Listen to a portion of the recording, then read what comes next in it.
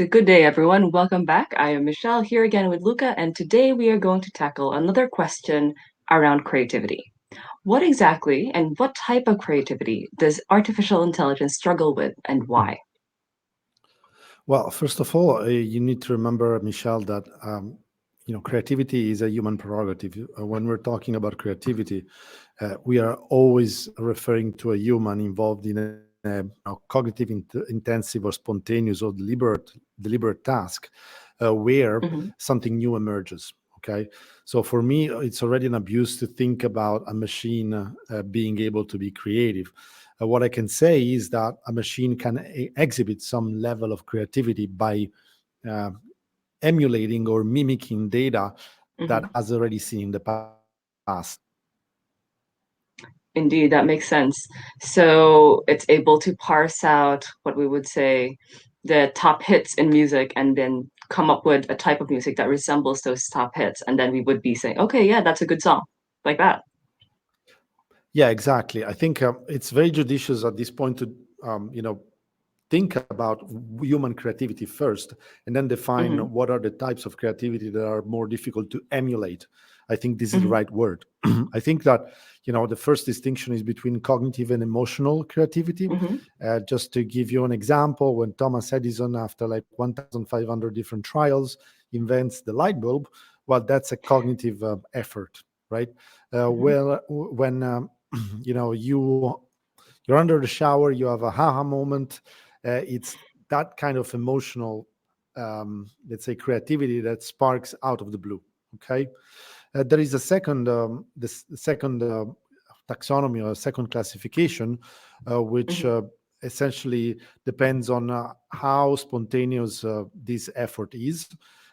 So in the apple, that's the probably most famous example of a cognitive and spontaneous create creative moment.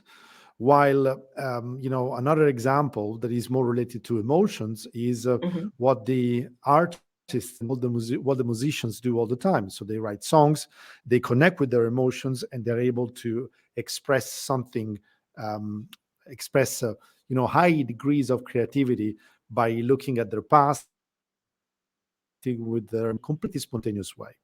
It is obvious to me that AI will struggle with this second category of creativity. So everything related to an emotion, it's obviously Hmm. very hard to reproduce by a machine, right? So all these examples, stand-up comedians, very very hard for a machine to capture humor, to detect Hmm. and to reproduce. So this is probably the first example that I would like to mention, Michelle, where machines really struggle. There are Yeah, I others. can imagine. Mm. Yes, particularly for stand-up comedians, because normal people struggle with this. I would imagine the comedians themselves, the reason that we classify them as struggling artists is because it's hard to succeed even within just that field. And yeah, I would imagine like when the time comes that AI is able to produce a stand-up comedian, that would be way over our time, perhaps.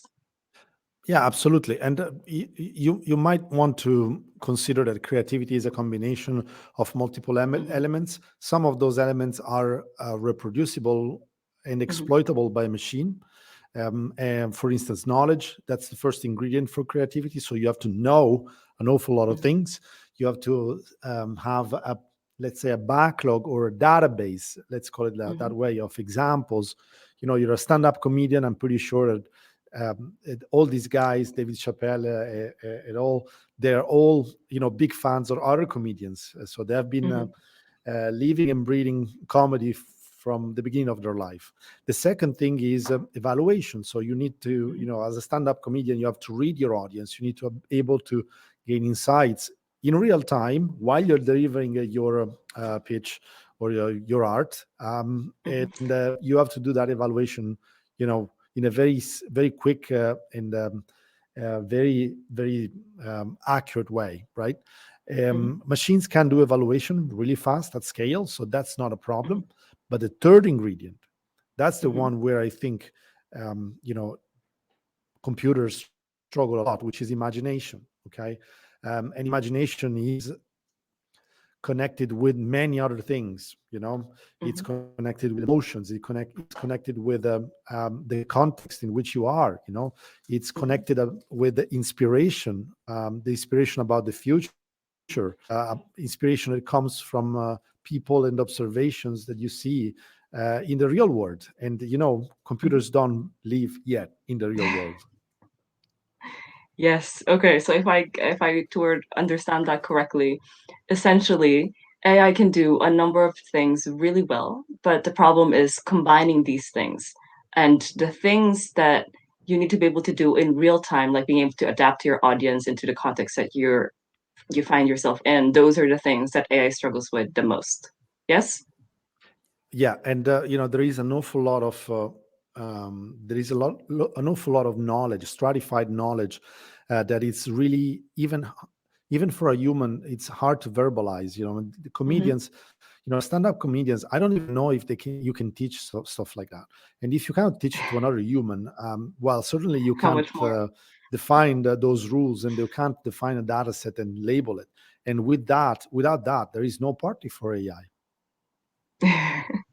Well, this is good for all the comedians there listening. AI is not going to go after your jobs. Exactly. And I think we have a couple of interesting links in the description below. Hmm. So we are getting a little bit over time. I would like to wrap up this episode here. And thank your audience. Thank you, Michelle. I know that you're not feeling great today, so thanks for being part of this. And I'll see you in the next episode. Thanks, guys. Bye, Luca.